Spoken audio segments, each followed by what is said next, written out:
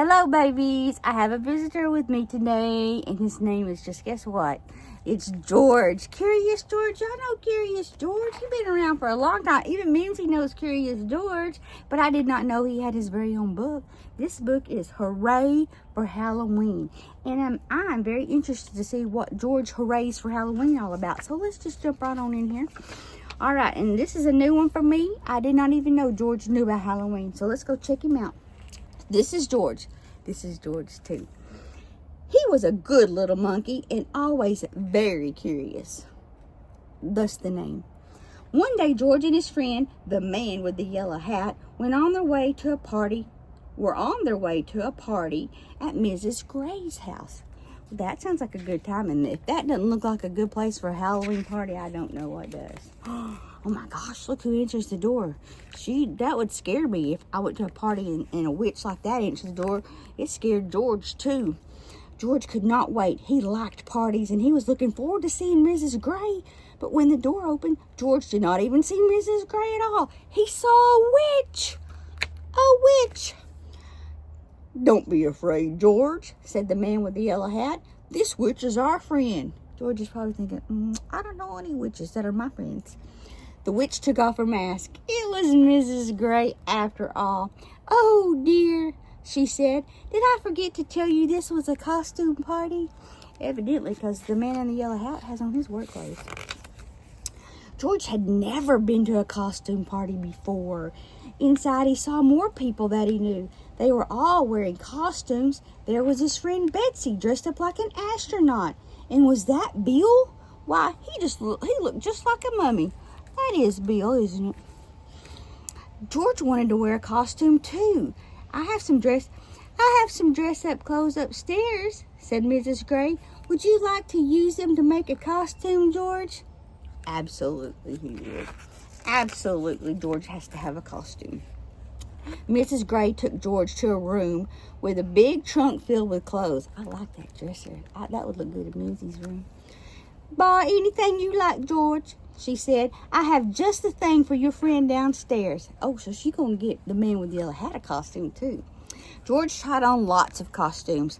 The first was too big. The next was too small. Oh, George, Mimzie feels your pain. Another was too silly. Oh, that is too silly. Who's going to put a tutu on a monkey? Well, I think lots of people do, but not George. George is not a tutu monkey. And this one was too scary. Rah, Franken George. At last, George found a costume that was just right. George was a rodeo cowboy. He wore a vest and pants with fringe. He even had a lasso and a hat. You know, one year, Ha-Ha was a rodeo cowboy. That was a great costume. If only he could see himself in the mirror. George was curious. You know, his name, Curious George. Could he see himself if he stood on the bed? No, he needed to jump higher. Ooh. George bounced on the bed. Just a little, but he couldn't see. George, that bed bouncing can get you in a lot of trouble.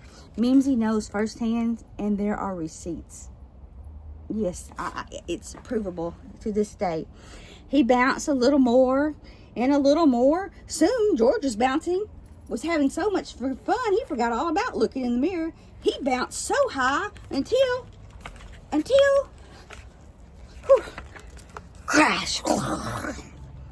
George bounced off the bed. He crashed into the night table and got tangled up in the tablecloth. Suddenly, everything went dark.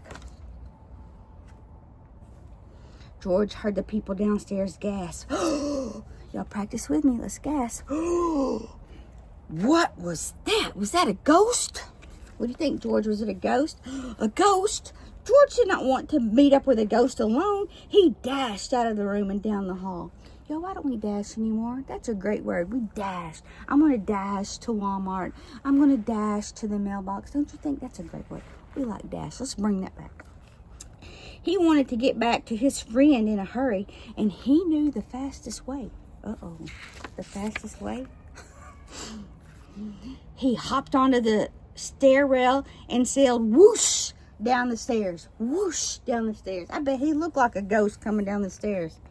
"It's a ghost!" Someone screamed. Everyone turned. They looked scared, and they were looking at George. The ghost must be right behind him. No, George, it's you. They think you're the ghost.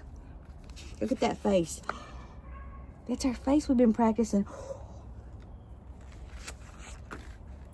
George flew off the rail and landed plop in the arms of a farmer. But this wasn't really a farmer. It was his friend, the man with the yellow hat. Soon everyone stopped looking scared and started to laugh.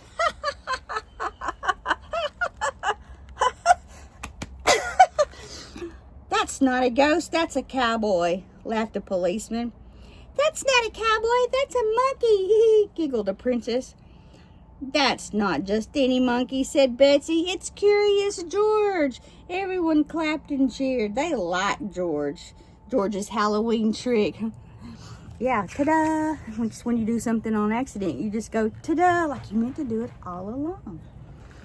You gave us a good scare, George, said Mrs. Gray, and I'm glad to see you found some interesting costumes. Now, why don't I take your ghost outfit so you can join the party? After the guests bobbed for apples, lit jack-o'-lanterns, and played some party games, prizes for the best costumes were handed out. Ooh, I wonder who's going to get the best costume. I like to win the best costume. I have friends that still call me to this day wanting help with their costumes. There was one prize for Betsy and one for Bill and 2 for Curious George. Now, how do you get 2 prizes?